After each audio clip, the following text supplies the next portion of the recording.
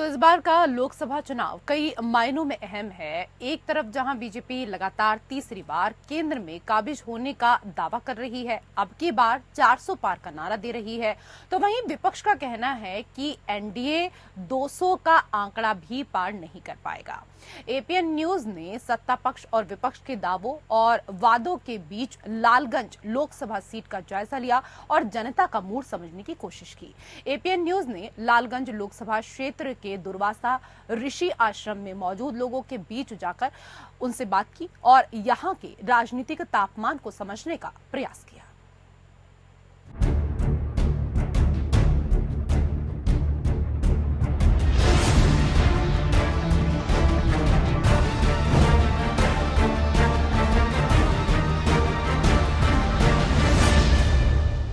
हम इस वक्त मौजूद हैं आजमगढ़ के दुर्वासा ऋषि आश्रम में। दुर्वासा ऋषि ऐसे ऋषि थे कि जिनके प्रकोप से, जिनके डर से देवता कांपते थे। लेकिन आज यहाँ की जो हालत है, जो मूलभूत सुविधाएं हैं, वो शायद यहाँ लोगों को नहीं मिल रही हैं। तमाम लोग हैं, स्थानीय निवासी हैं, उनसे हम बात करेंगे और आखिरकार जानेंगे कि क्या समस्याएं हैं यहाँ पे। आप ये बताइए, क्या दिक्कतें हैं यहाँ पे? तमाम दूर दूर से लोग आते हैं यहाँ पे और उसके बावजूद हमने देखा कि रास्ता भी नहीं बना हुआ है। क्या कुछ दिक्कतें हैं? सबसे बड़ी समस्या तो जान लीजिए दुर्गम रास्ते की है। उसके बाद यहाँ जो भव्य कॉरिडोर की स्थापना होनी चाहिए थी, वो कॉरिडोर भी नहीं बना है। अभी यहाँ के अध्यक्ष जी ने बताया कि यहाँ पे महिलाओं के लिए चेंजिंग रूम नहीं है। जो तमाम महिलाएं आती हैं मेला में या ऐसे स्नान करने, ये पवित्र पावन धाम है, तो यहाँ पे एक चेंजिंग रूम की व्यवस्था होनी चाहिए। तमाम पैसे आते हैं, वो कहाँ चले जाते हैं, कि वापस चले जाते हैं, कि उनका दमन गमन हो जाता है, ये किसी को इसका कोई अता पता नहीं चलता है। यहाँ के स्थानीय लोगों को तो शून्य बराबर कुछ नहीं पता चलता है। ऐसा सबसे बड़ी बात है कि सत्ता विरोध में हम लोग हो जाते हैं। जैसे हम लोग भाजपा के यहाँ सपोर्ट करते हैं और सरकार जो है भाजपा की बनती है, लेकिन यहाँ विधायक और एमपी कभी आए ही नहीं, बसपा हो जाते हैं, सपा हो जाते हैं। वो लोग मंदिर पर ध्यान देते नहीं हैं। और यहाँ जो है आने के लिए रास्ता बहुत खराब, 10 महीने से रास्ता खोद करके जो है छोड़ा गया है। दुर्वासा धाम में आने पूरा पश्चिम जिस ओर से आइए, रास्ता यहाँ खराब ही मिलेगा। कम से कम एक धाम है तो धाम पर रास्ता आना बहुत बढ़िया रहना चाहिए सर। यही है कमी सर। कोई सुन नहीं रहा है।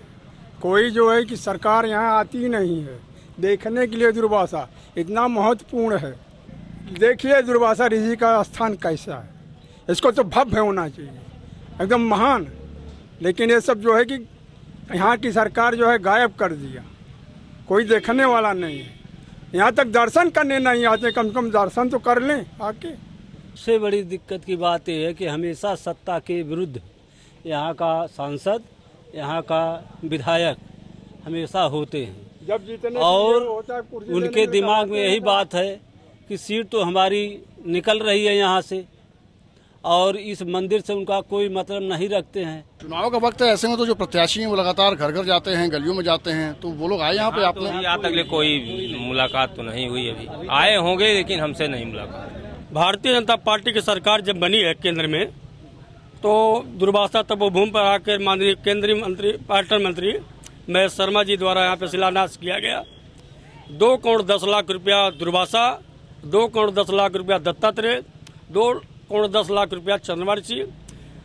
इसी प्रकार से 8 धार्मिक स्थलों पे यहाँ पे पैसा दिया गया, जो कि जितना पैसा है अगर यहाँ पे विकास किए होते ठेकेदार लोग, तो यहाँ पे एक सुंदरता जो है दुर्वासा धाम, दुर्वासा ऋषि, दत्तात्रेय, चंद्रमा ऋषि दिखाई देता।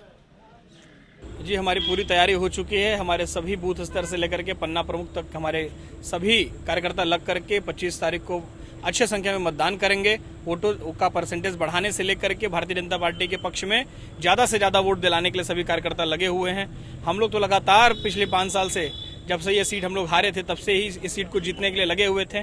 सारी योजना रणनीति बना करके हम लोग इस कुरुक्षेत्र में उतरे हैं और निश्चित रूप से हमें सफलता मिलेगी और आजमगढ़ लालगंज की दोनों सीटें भारतीय जनता पार्टी की जीतेगी। यहाँ सड़क की बात जो तमाम लोग हैं उन्होंने कहा कि सड़क नहीं है यहाँ पे, सड़क नहीं बन पा रही है, 3 तरफ से रास्ता है।